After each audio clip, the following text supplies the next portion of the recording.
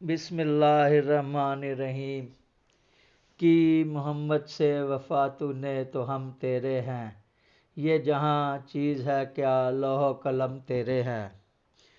اگر ساری دنیا کے درختوں کی قلمیں بنا لی جائیں اور ساری دنیا کے سمندر شاہی بن جائیں تو آپ صلی اللہ علیہ وسلم کی تعریف بیان نہیں کی جا سکتی، کیونکہ جہاں پہ جا کے جبرائیل امین کہیں کہ سرکار اس سے آگے گیا تو میرے پر جل جائیں گے، تو وہ لامکان کی منزلوں کو یا سرکار دو عالم صلی اللہ علیہ وسلم جانتے ہیں یا ان کا خدا جانتا ہے۔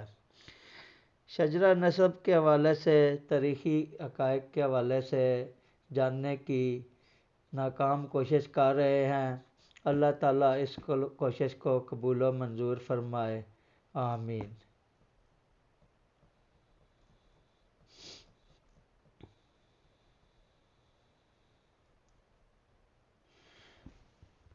حضرت عبد المطلب کے حوالے سے بات کر رہے تھے۔ جب آپ اپنی آخری عمر میں پہنچے تو آپ نے بت پرستی چھوڑ دی تھی اور اللہ تعالیٰ کی توحید کے قائل ہو گئے تھے۔ ان کے ایسے بہت سے طریقے ہیں جن کو قرآن پاک نے باقی رکھا ہے۔ ان کے جو طریقے ہیں ان میں نظر، منت کو پورا کرنا، محرم عورتوں سے نکاح کا حرام ہونا، چور کے ہاتھ کاٹنا، نومولود لڑکیوں کو زندہ دفن کرنے اور قتل کرنے کو روکنا، شراب اور زنا کو حرام قرار دینا اور بیت اللہ کے گرد ننگے ہو کر طواف کرنے کو منع کرنا شامل ہے۔ ہاشم ہاشم کو عمرو ابن العلال بھی کہتے ہیں۔ یہ لقب ان کے بلند مرتبہ کی وجہ سے پڑا۔ یہ عبد شمس کے بھائی تھے اور یہ دونوں جڑواں بھائی تھے۔ پیدائش کے وقت ہاشم کا پیر یعنی پیر کی انگلیاں اور عبد الشمس کی پیشانی چپکی ہوئی تھی اور ان کو بغیر خون بہائے پیشانی سے علیحدہ نہیں کیا جا سکتا تھا۔ اس لیے لوگ یہ کہنے لگے کہ ان دونوں کے درمیان خون ریزی ہوگی، چنانچہ ایسا ہی ہوا۔ بنی عباس اور بنو امیہ یعنی ان دونوں کی اولادوں کے درمیان 133 ہجری تک خون ریزی ہوئی۔ ہاشم اور اس کے بھتیجے امیہ ابن عبد شمس کے درمیان اس وقت دشمنی ٹھن گئی جب کہ ہاشم کو اس کے باپ عبد المناف کے مرنے کے بعد ان کی قوم نے سردار بنایا تو ان کا بھتیجا امیہ ابن عبد شمس ان سے حسد کرنے لگا۔ وہ کوشش کر کے ہاشم کی ہر بات میں نقل کرنے لگا مگر ناکام رہا۔ اس پر قریش نے اس کو اور زیادہ آر دلائی۔ وہ اس سے کہتے کہ کیا تم ہاشم کی نقل کرتا ہے؟ اس کے بعد امیہ نے ہاشم کو منافرت کی دعوت دی۔ منافرت کے معنی دو آدمیوں کا ایک دوسرے پر اپنی بڑائی جتانا اور تفاخر کرنا ہے۔ عربوں میں یہ دستور تھا کہ اس طرح کی شرط کرتے تھے کہ دونوں فریق ایک حکم کے سامنے اپنے مفاخر اور بڑائیاں بیان کیا کرتے تھے۔ قاضی جس کے حق میں فیصلہ دے دیتا وہ جیت جاتا تھا۔ ہاشم نے امیہ کی اس دعوت چیلنج کو اپنی عمر اور بلند مرتبہ کے سبب رد کر دیا مگر قریش نے ان کو نہیں چھوڑا۔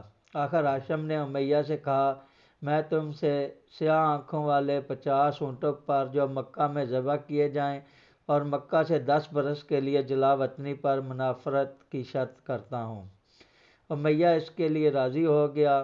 انہوں نے ایک کاہن خزانچی کو اپنا قاضی بنایا جو اصفہان میں رہتا تھا۔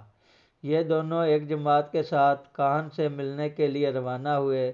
جب یہ وہاں پہنچے تو ان کے کچھ بتانے سے پہلے ہی کاہن نے کہا، قسم ہے چمکنے والے چاند کی، قسم ہے جھلملانے والے ستاروں کی، قسم ہے برسنے والے بادلوں کی، قسم ہے فضا میں اڑنے والے پرندوں کی اور قسم ہے اس کی جس نے ابری ہوئی اور دھنسی ہوئی علماء کے ذریعے مسافر کی رہنمائی کی کہ بڑائیوں اور مرتبوں میں ہاشم ابن امیہ پر سبقت لے گیا۔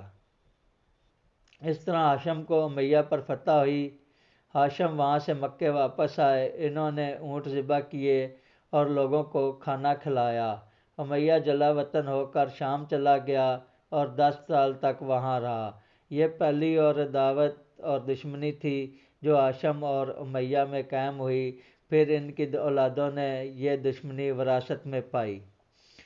ہاشم اور ان کے بھائیوں یعنی عبد الشمس، مطلب اور نوفل کو اقداء النظار یعنی سونے کے پیالے کہا جاتا تھا۔ ان لوگوں کو تمام عربوں میں ان کی شرافت، بزرگی اور سرداری کی وجہ سے مجرون یعنی پناہ دینے والے کہا جاتا تھا۔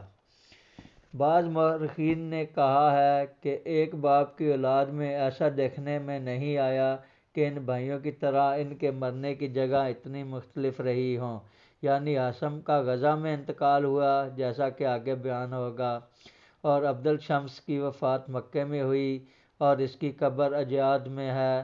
نوفل کا عراق میں انتقال ہوا اور مطلب کا انتقال یمن کے علاقے میں برا کے مقام پر ہوا۔